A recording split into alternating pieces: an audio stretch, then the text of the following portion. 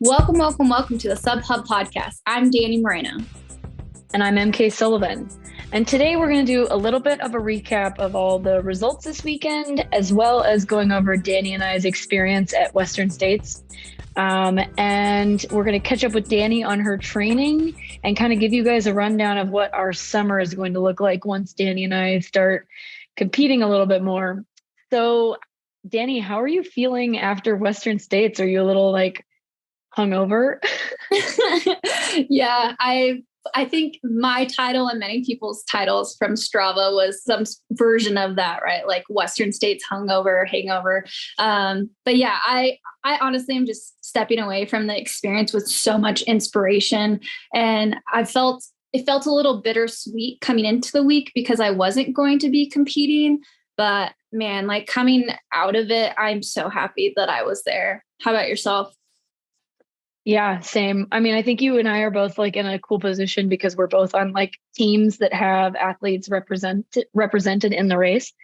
And so just to be there and be a part of their experiences and it's cool to watch, the Courtney DeWalters and Tom is on your team, but to be able to help out teammates that are getting not first is really cool and inspirational too. They're so tough. I do not want to do that. Yeah. No, yeah, that it was really cool. It was kind of honestly a sentimental full circle for me because last year I was in Chamonix and I kind of started watching the live stream. And then I think I went to sleep and then I woke up and, tried to catch up on whatever I could. And I remember kind of rewinding back and seeing snippets of Ruth Croft and Emily Hoggood running together. And that was definitely a moment where I thought maybe I was ready for a change in team, but I wasn't too sure. And seeing them on screen, I just thought to myself, wow, that's what a team should do. That's really utilizing the people on your team. And it really caught my eye with Terex doing that. And so now being full circle in there this year, pacing one of my Terex teammates, it was kind of a really cool moment for me. Yeah, that's really cool. So you were pacing and crewing for one of your teammates. Tell us a little bit about that. Yeah, so I was pacing Janusz Kowalczyk. He actually has the same last name as Bailey, which is pretty cool. But he's from Germany and he got his golden ticket at Black Canyons this year.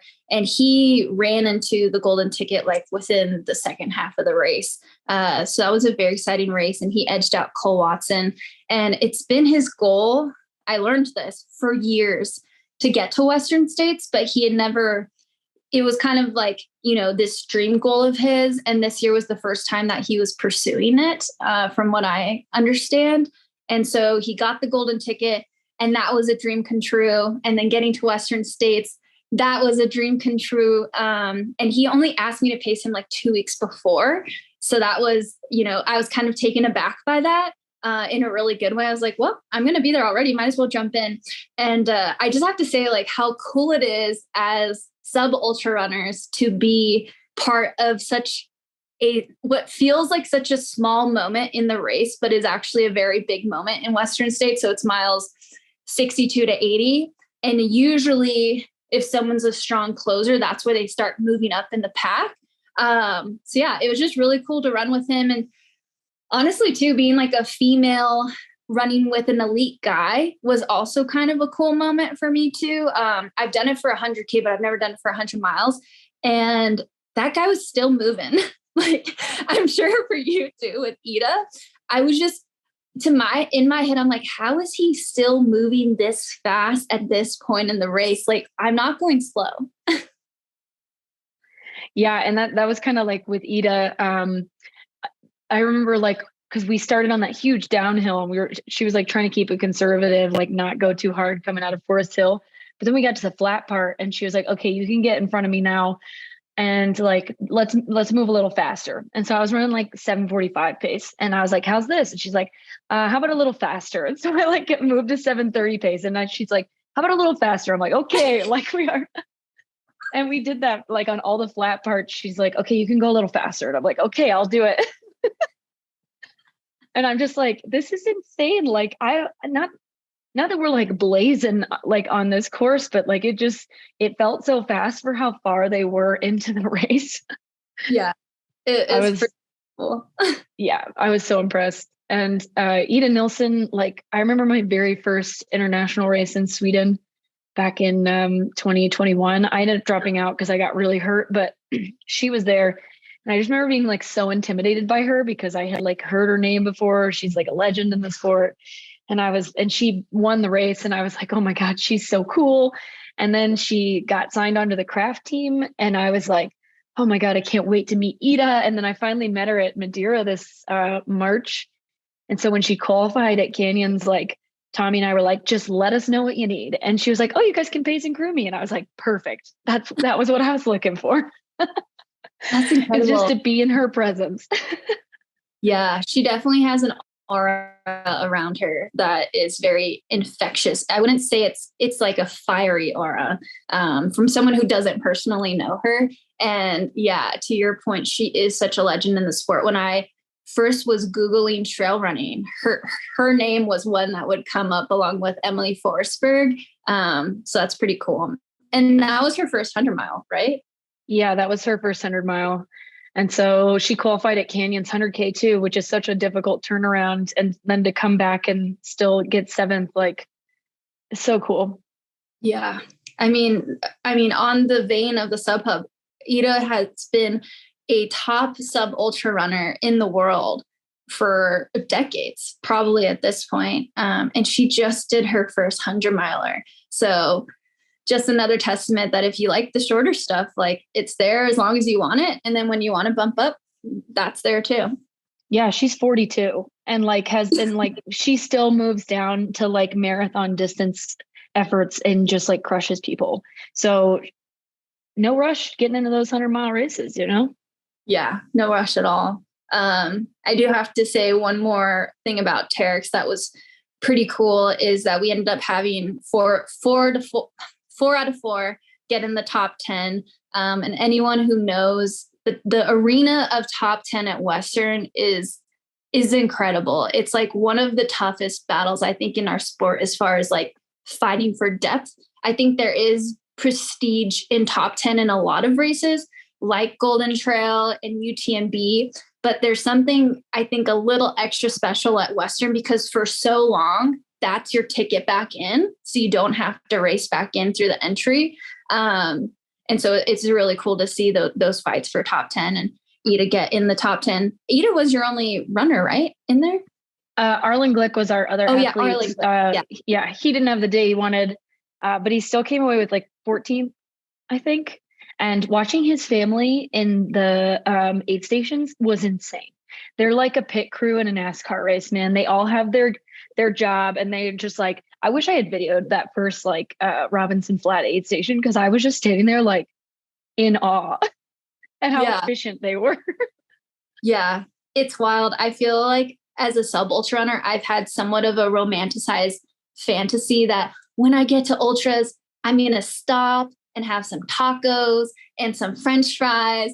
And then when I was at Western, I was like, none of these people are really stopping. It's all a pit crew and they're not eating real food anymore. Like it's such a transition in the sport where most of them are eating like gels and drinks and stuff, but I saw like no real food at all. And it was tripping me out. I'm like, when am I going to get to eat real food? I don't think I'm ever going to eat real food.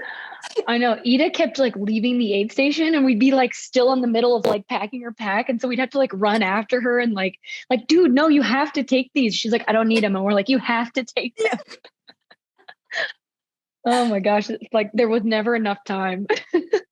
That's wild. What did you think of? So now Western States is part of UTMB, right? The UTMB series. And I see kind of our equivalent with the Golden Trail. It's not a complete one-to-one, but those are two very prominent series right now. What were some things that maybe stuck out to you with that? I mean, I felt that it was more competitive this year because of the addition of so many international athletes.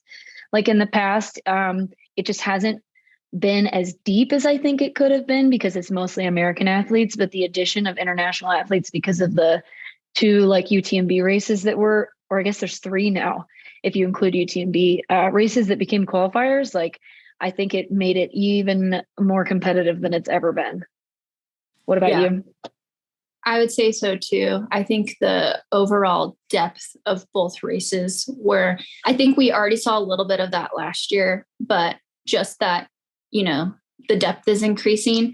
To me, I was actually surprised, maybe happily surprised that it still kind of had like that roots vibe to it. I wasn't sure because most of the new UTMB races have kind of like that Jumbotron finish, but the finish is still the Western States finish. And it still had that like local community vibes.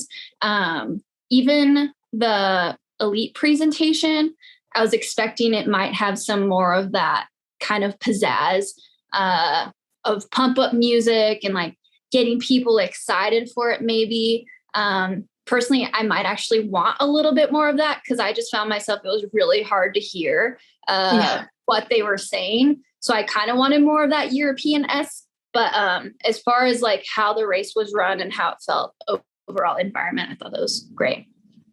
Yeah, it's definitely still Western States. Yeah. Cool. Well, I think we both had pretty good experiences, but I don't know about you, but like I said earlier, like I walked away being like, yeah, I'm still not interested in running that far.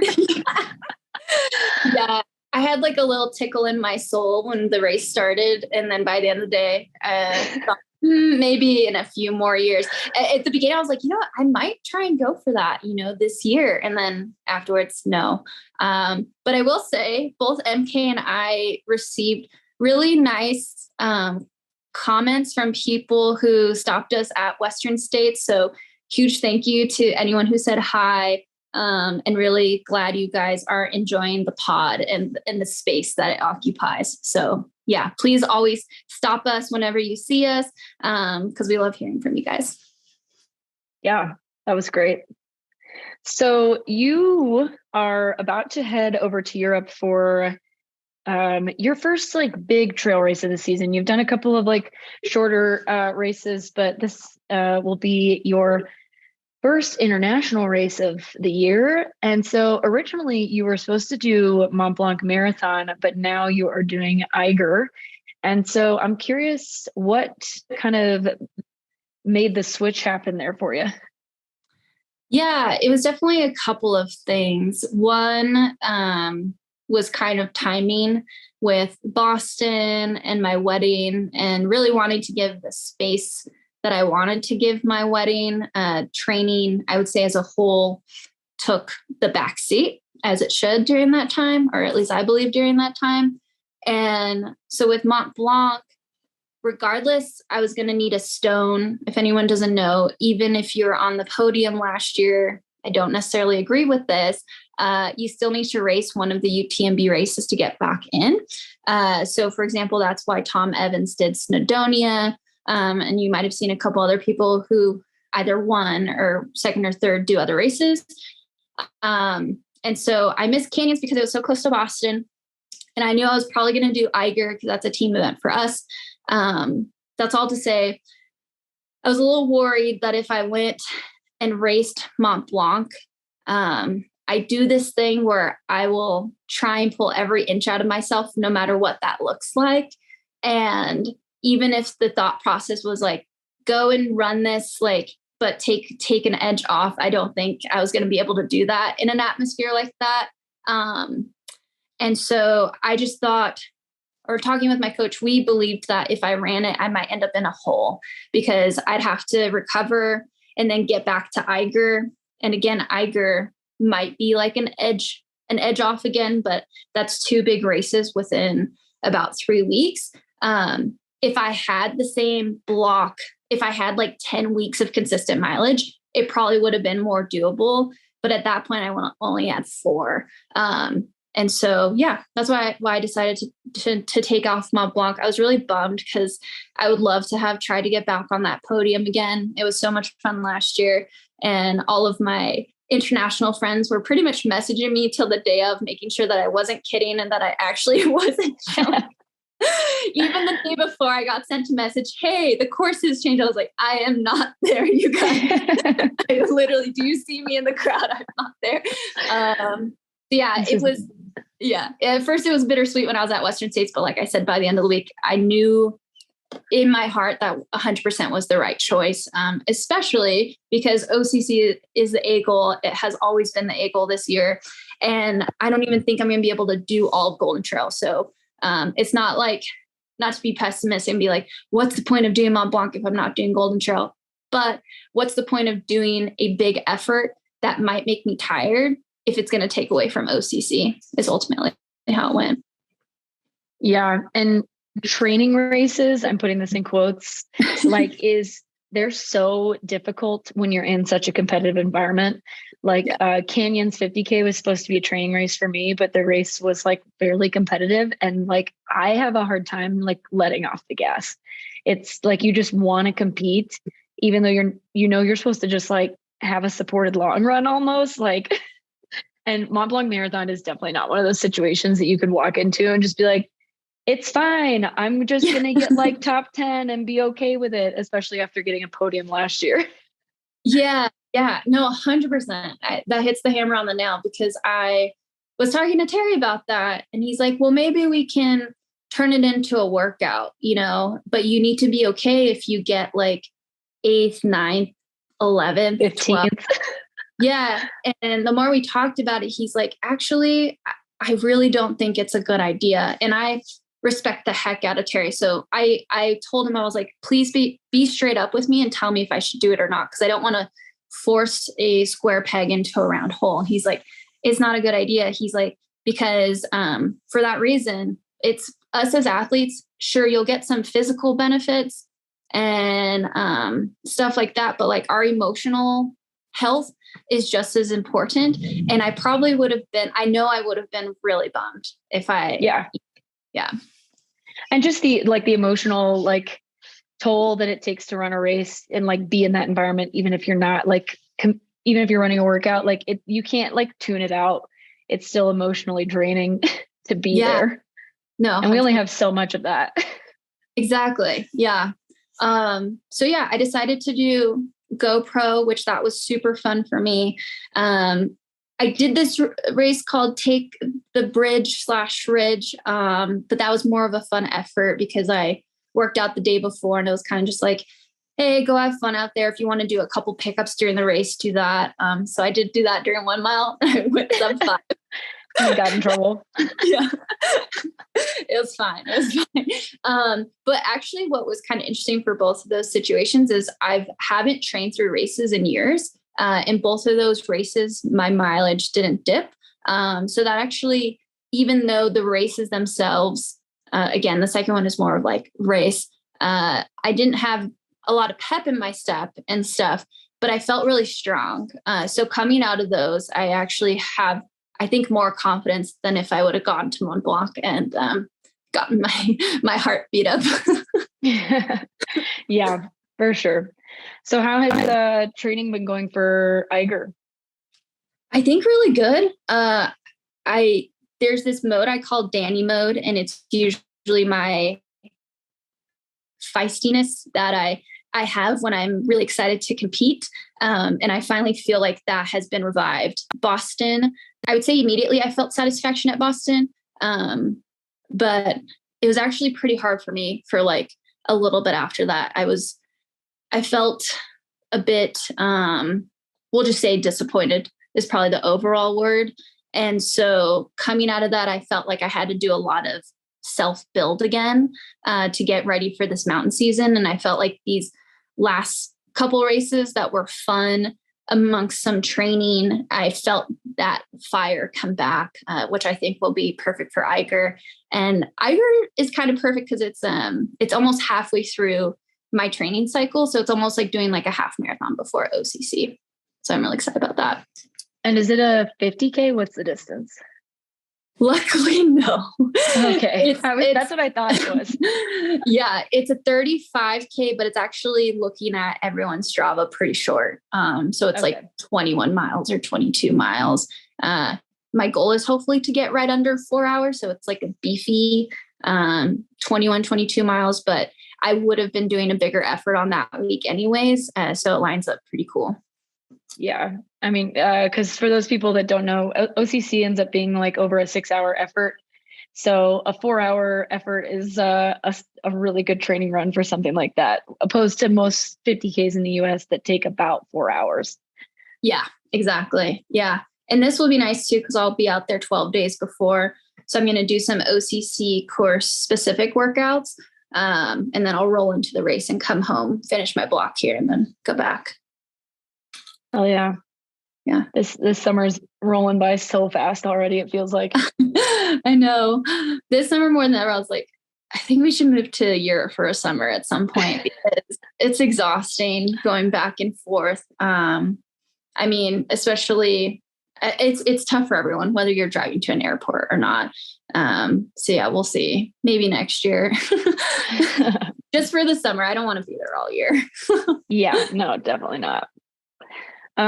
Cool. So should we move on to some results from this last weekend? Heck yeah. Let's start with the Mont Blanc Marathon. Yes. So the Mont Blanc Marathon was the second race of the Golden Trail World Series this year. It's about 27 miles. It's supposed to be a marathon, but every time that people upload their Stravas, there's an additional mile in there. And I remember that additional mile well. And it just has just shy of 8K of gain. It's called the roller coaster, starts and ends in Chamonix. So it's a great kind of like tune-up race if you're looking to run any of the UTMB races. And it kicks off mountain running in Chamonix for the summer. Not quite as hectic as the UTMB week, but it was still pretty hype last year. Yeah. And it looked like that this year too. I think their decision to change the start and finish to end in Cham has just elevated that race even more. But even crazier this year is this was broadcasted live in I think it's like 30 plus countries.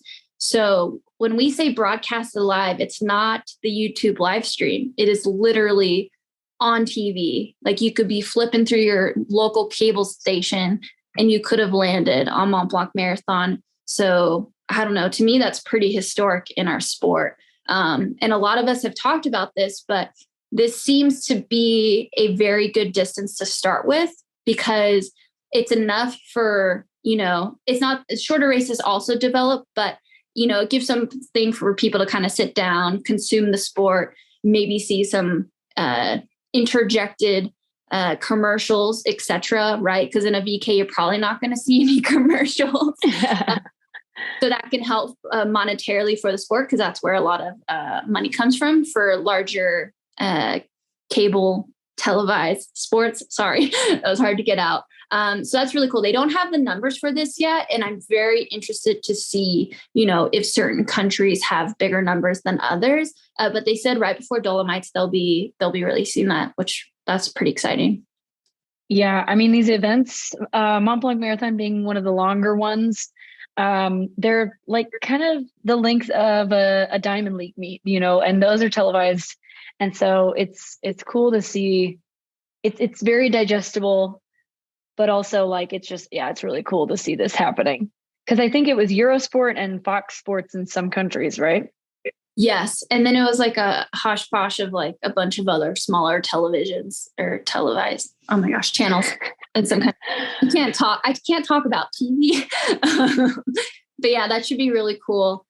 Something else, I only think the marathon was televised. And one more note to say there, I am really happy that Golden Trail was the first one to do this, because Golden Trail, in my opinion, has really nailed the media aspect so far in our sport. Like when it comes to talking about the athletes and adding cool stats and stuff like that. So I'm really glad it's them that's starting out there, because they're pretty polished at this point. Always room for improvement. But But yeah, what was cool too this year is last year, the 90K actually got canceled the day before the marathon because it was thunderstorming. That race actually happened this year, which is cool. Happy for them. I was really sad for them last year. There also was like this cool partner race that started right before the evening. That was roughly, I think like 22, 24K. So I saw some recognizable athletes like Holly Page and Hillary Girardi, who just set the FKT on the round record for Mont Blanc, like actually somebody Mont Blanc and getting back to town. So that's pretty cool to see them there. So yeah, let's chat about the women. Yeah. So on the women's side, American Sophia Lockley won the race. She won it by 11 minutes, which I think is a larger margin than Sarah won it by last year. She ran about 2 minutes faster than Sarah did last year. Originally, Dani had heard that the course changed, and so they thought it would be longer, but looking at people's Stravas and comparing them to ours last year, it's pretty much the exact same distance and elevation gain. So I'm not sure that they changed it after all. But basically, without EmKay there, we kind of, I think, saw this coming. Like Sophia just took the lead from the beginning and like never looked back. But she did say that she held back, kind of like pushing late in the later half, which I could kind of see because there were like a handful of women that were close-ish to her in the beginning. And then after that, it was just like, it was over. Yeah, no, definitely. Congratulations to Sophia. This is a huge win for her to add to her resume. Good job to us for calling this. Yeah, I just think Sophia, she is such a strong athlete right now. And this is her first trail race of the season. She did have her ski season, but it seems like she's had a little bit of a break. So like we said in the preview, a fresh Sophia against, a tired rest of most of the rest of the top 10. That it was hard to not lean her as the heavy favorite. So she definitely executed there. What was really cool too, that, hands off to Solomon, they're always really good about this media stuff and promoting their athletes, is like literally the day before the race, they released this like 3 reels in a row, I think, of her with Solomon saying that she's officially now an all season athlete. I personally thought she already was. So did I. Yeah. So I don't know if it's just like a late announcement that they wanted to time with Mont Blanc, which, kudos to them. That's genius. Just to get her name even more elevated. So yeah, that was pretty cool. And yeah, she was 2 minutes ahead of Sarah's win last year. Just in comparison of 2022 to 2023, this year, Sophia was first in 4:12, second was 4:24, and third was 4:25, and 10th place was, and when I'm saying 4, it's 4 hours, 4 hours and 43 minutes. And then you contrast that to 2022, first place was Sarah in 4:14, second was 4:20. So yeah, that gap was 6 minutes last year. And then third, which was me, 4:21. I was like a minute after that. And 10th place was 4 hours and 33 minutes. And EmKay and I were chatting about it. So 10th place had a 10-minute difference, which were on the guys, it was pretty much the same as last year. And like we said, we really think this is because there was a handful of women who raced Zagama, Worlds, and then Mont Blanc. So to me, this honestly isn't surprising. I think it's just, reflecting that situation. Yeah. So from first to 10th this year, there was a 30-minute gap, whereas last year it was like less than 20 minutes. So it's, yeah, definitely. Whereas on the men's side, like Dani said, the gap was pretty much the same, but also there was only one guy in the top 10 who had run at Worlds.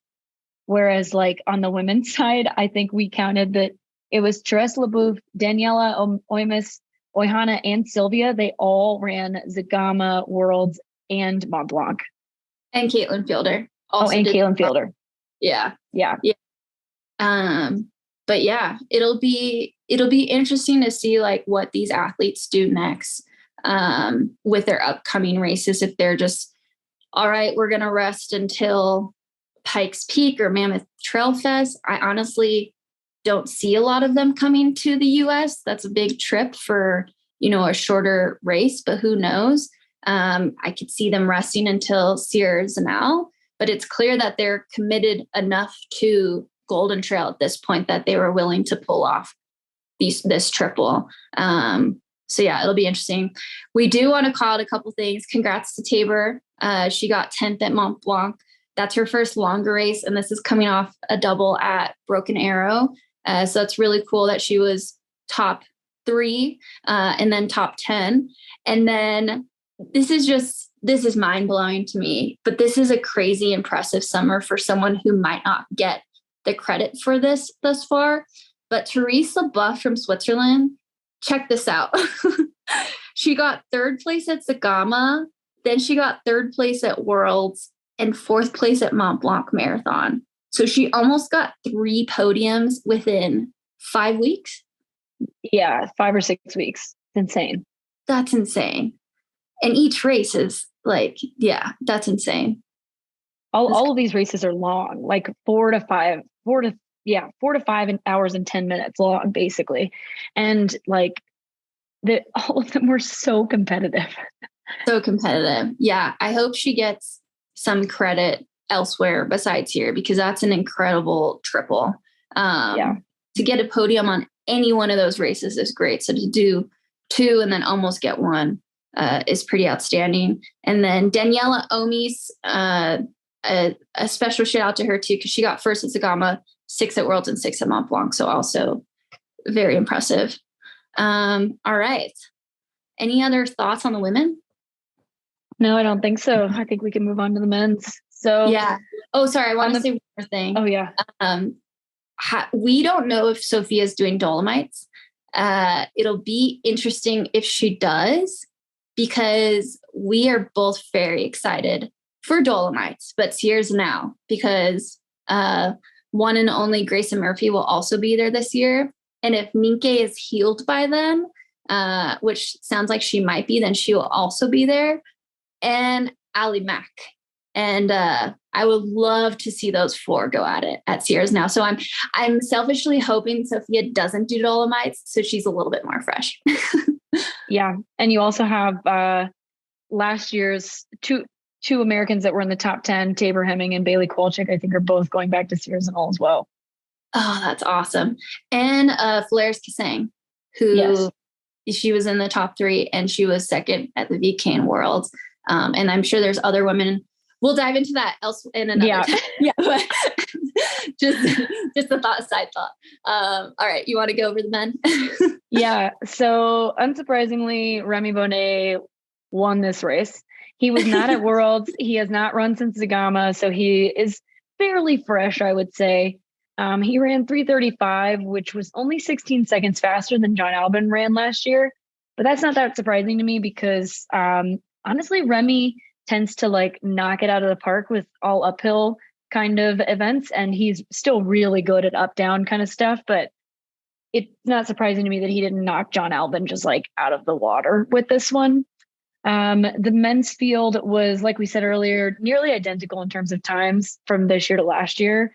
American Eli Hemming had an incredible race, doubling back from Broken Arrow. He was 2nd at the Mont Blanc Marathon. And I mean, that's a big result from him. I mean, he did really well in the Golden Trail final last year, but I would say this is probably his biggest finish thus far in regular season. Oh yeah, no, definitely. And especially because the times were almost near identical. I mean, 2nd place last year was 3:39 and Eli ran 3:40. And 3rd place last year, it was 3:40. That was a close race between Rui and Davide McGeaney. But yeah, I mean, huge props to Eli. I mean, that double, I've thought about that double for a couple of years. And personally, I've been really hesitant because I'm so not scared, but hesitant that I would recover fast enough.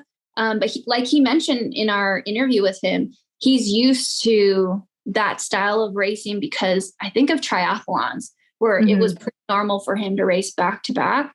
So yeah, I just hope he gets the love he deserves, because this is a huge race, or huge double in the sub ultra world. Yeah. And then honestly, the performance that I think I'm most impressed by is Petter Engdahl. He got third place, right? Yeah. And he had a really bad day at Worlds, I would say. Like, I think he got 14th behind Garrett Corcoran. And like, I expected him to be in podium contention. And then on Strava, he was on his feet for like 24 hours the week after Worlds. Like, he did like 130 or 140 miles. A lot of it was obviously really slow moving, but still, like, to like run this really hard race at Worlds, do this massive week on your feet, and then come back and get third at Mont Blanc is like, I was impressed. Yeah, I would say so too. And I think what's happening, and maybe you've experienced this too, I would say I'm kind of experiencing this right now. I'm not comparing myself to Petter Engdahl, but the sensation that you get that when you're training, when you first start a big training block, the ability to, do sharp, fast stuff and recover still within the big volume load, it could sometimes be a little tough in the beginning. But I think he's at a point now, because he's training for UTMB, where his body's just getting stronger and stronger, so he can pull off these faster efforts while keeping his training load high. So yeah, I mean, this is kind of Killian-esque to me, like when Killian jumped in Sears now and got fourth or fifth last year.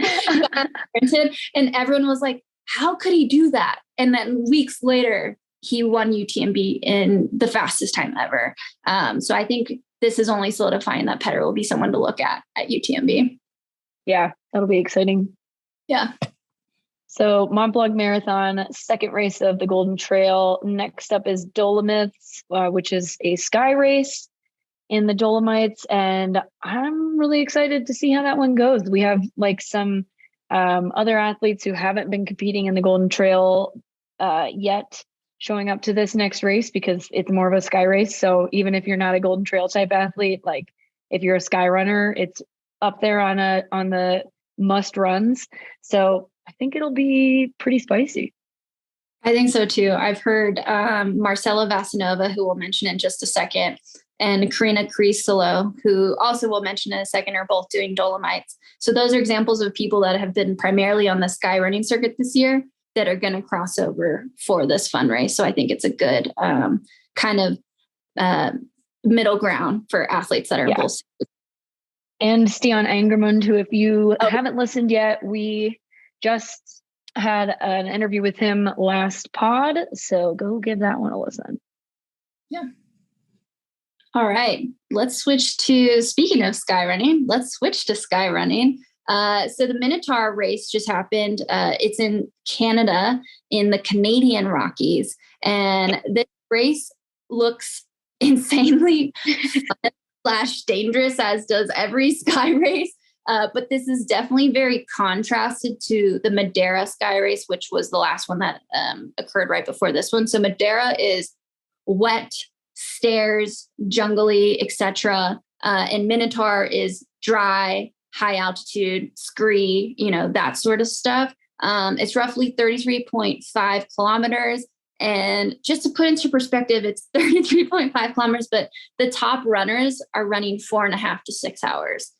Between the men and women. So it's a long go for. Yeah, it's I think it was just under 9,000 feet a gain, like 8,600 feet. So that means your climbs are like an average of like 25%, and they're insanely technical.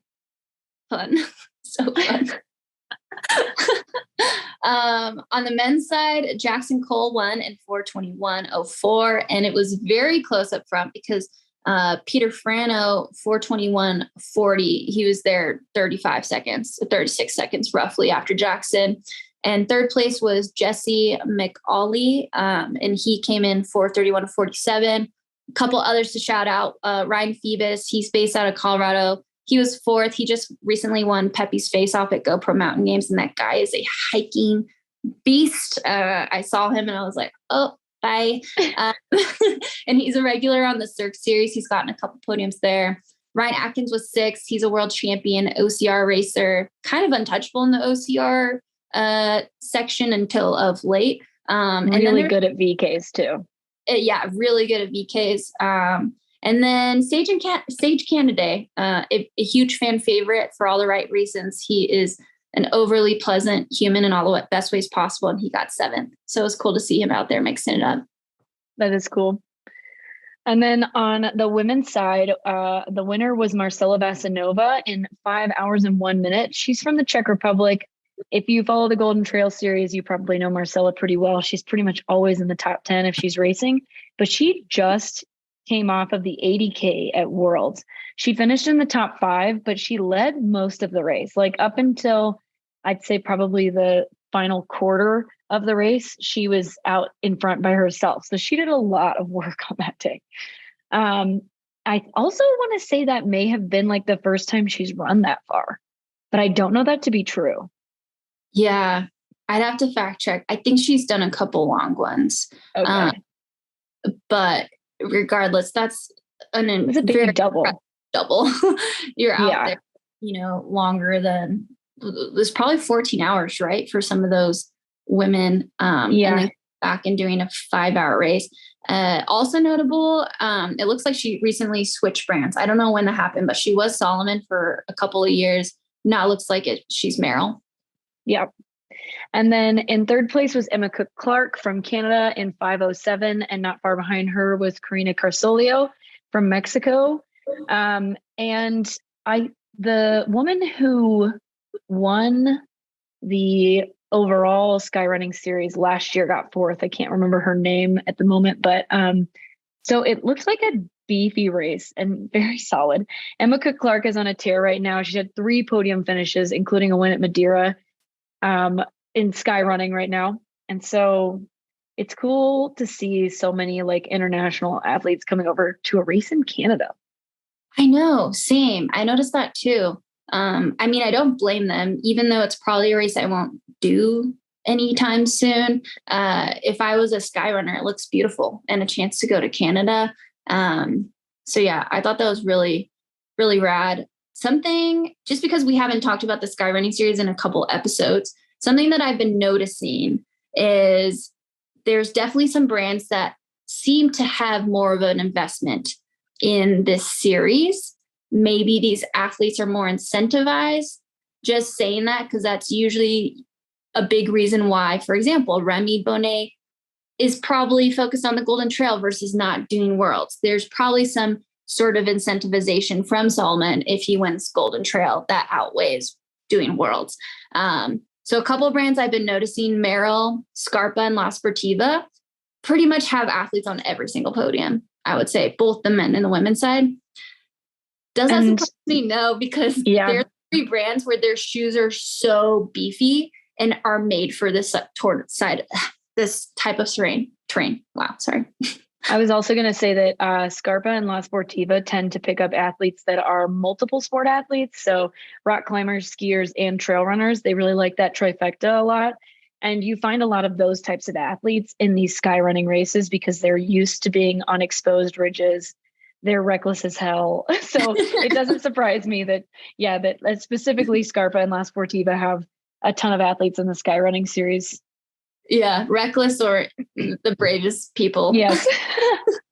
Would be reckless if it was me, brave if it's them. Yeah. Yes, exactly. And so, just kind of rounding out where it's at right now, there's 8 more races left, including Sky Masters, which Sky Masters is their final. I honestly have found that title to be a little confusing at times, why it's called Sky Masters. But I think it's because you qualify for it in some sort of way. But as of right now, on the women's side, Iris Pesce is leading. Emma Cook-Clark is in 2nd. Marcela Vasanova is in 3rd. Naomi Vachon is in 4th. And Adriana Fennes is in 5th. And then on the men's side, Antonio Martinez Perez is leading. Petter Frano in 2nd. Frederick Thanchard is in 3rd. Zaid Ait Malik Olisk, that's a really cool name, is in 4th. And Danielle Antonilio Yes, I would guess that's Italian. He's in fifth. And just a reminder, for this series, the overall winner gets 20,000 euro at the end. So pretty solid incentive to hang out in the Skyrunning series. Yeah. I think that's the biggest purse for first place in any series. Yeah. I wish I knew more. I wish we knew more about like race to race, how much they were making so that you could really compare it to like the Golden Trail series. Because obviously 20K at the end of the series is a lot of money, but how much are they making along the way? Yeah, definitely. And even the UTMB series, I personally have been a little frustrated with that because, for example, like at Canyons, it's not promoted that there's prize money, but I've heard through the grapevine that people were sent, what's that tax form, W-9, to then get paid from Canyon. So I honestly think that's something that needs to get much better in our sport. It's really weird to hide prize money because prize money is only going to attract better athletes, or not better athletes, but more in-depth fields. The craziest thing to me about the whole UTMB prize money is, so it went through top 3, which is like, it's a continental championship. So I think it should go further than top 3, but also for Canyon specifically. But the other thing is that they pay the same exact amount from 100 miles to 100K to 50K. Interesting. Yeah. So I find that interesting. Yeah. Yeah. It's not necessarily a bad thing, but like. Yeah, no, definitely. I mean, that was the same with UTMB from what I understand, but again, it's not promoted. So it's really just athletes messaging other athletes being like, hey, how much money did you get? Okay. It kind of seems like the same. But again, like, do you know the prize money for OCC this year? No. We got it in a PTRA like presentation, but that's the only reason I know it. Like there's no information about it if you look for it like on the website. Yeah. Unless I'm just don't know how to look, but I shouldn't have to know how to look. No. Yeah. It should be very straightforward. Yeah. Anyways, side tangent on prize money transparency. Lots of room to improve there. Okay. Last but not least, we have Lavaredo 50K. We wanted to include this because like the rest of the UTMB series, the top 3 get entry into OCC. On the women's side, there was only 3 minutes that separated the first 3. Is that correct? It has to be a little bit more than that, because first place got 5:38. And then second place. So Irene Fuertes from Spain, she finished in 5:38. Then we have Romana Lojovkova from the Czech Republic was second in 5:41. And then Raluca Bertia from Romania ran 5:44 for third. 11 so 3 minutes between the first 2, and then 11 minutes for the first 6 women. Gotcha. Okay. Yeah. That's crazy. 6 minutes between the top 3 women. So yeah, that's an incredibly close race for that amount of time on feet. Yeah. And the men's race was pretty close too. The first 2 were close, and then everybody else was pretty far behind. Francesco Pupi, fan favorite from Italy. He won. He was recently 6th at the Trail Running Championships, followed by Nadir Meguet from, I'm probably saying that wrong, from Italy. And Francesco beat Nadir by only like a little bit over a minute. They finished in 4:02 and 4:03, and Francesco broke the previous course record. And third place was Jen Marguerite Soleil from Spain, who finished in 4:27. So they put a reasonable gap on the field. Like 24 minutes, 26 or 25 minutes is that's pretty big. Yeah, no, definitely. In this one, I actually know it's Jan Marguerite, but that's only because I've met him in person. Nice. In person. But yeah, we were chatting offline, and this men's field, I mean, is a very good men's field. Francesco, Nadir, and Jan, all regulars on the Golden Trail World Series. Are we biased and use it as a baseline? Yes, only because we know personally how competitive that series is. And I think the rest of the world is starting to realize how competitive that series is. But all regular top 10s in that. So to see them come here and be so close, at least first and second, doesn't surprise me.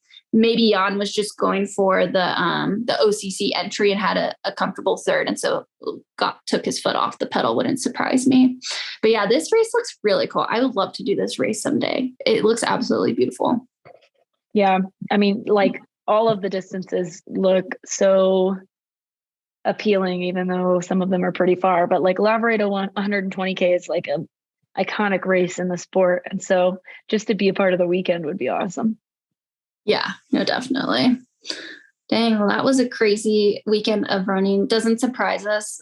Most everyone agrees that this is one of the craziest weekends for the sport in a really cool way. It's felt like that this entire month, though, when you include Worlds. And like we said, with Therese LeBoeuf's crazy triple, that's all been within like 6 weeks that we've had huge races happening. So yeah. EmKay, do you want to fill everyone in kind of on what we're thinking for the rest of the summer? Yeah, so Dani and I will both kind of be traveling around for races as well as like training. And so we kind of thought, for the sake of our own mental health and well-being, not that we don't love talking to each other, but setting up recording and stuff every week when we're traveling was pretty difficult. We're probably going to move to something that's a little bit more along the lines of every other week this summer. TBD if we come back to week by week once the like OCC madness is over for us. But as of right now, we will probably be doing every other week, but there will be a couple of back-to-back weeks in there as well. Yeah, no, definitely. We hope you guys understand. I feel like you will understand. But me and EmKay, OCC is a big A goal for us, and we love chatting with you guys. But yeah, just got to take ourselves into consideration. A couple of the topics you'll probably hear us talking about in the next few weeks is the Dolomites preview and or recap.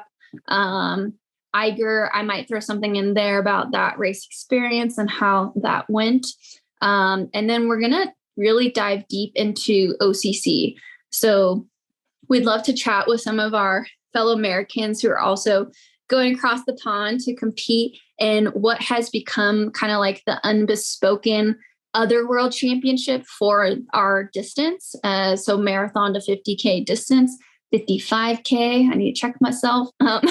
Yeah, talk to some people that we honestly see kind of being in that top 10. But as per usual, it'll always be really deep. And then we will definitely do a focus on Sierra now, just considering how big of an international race that is.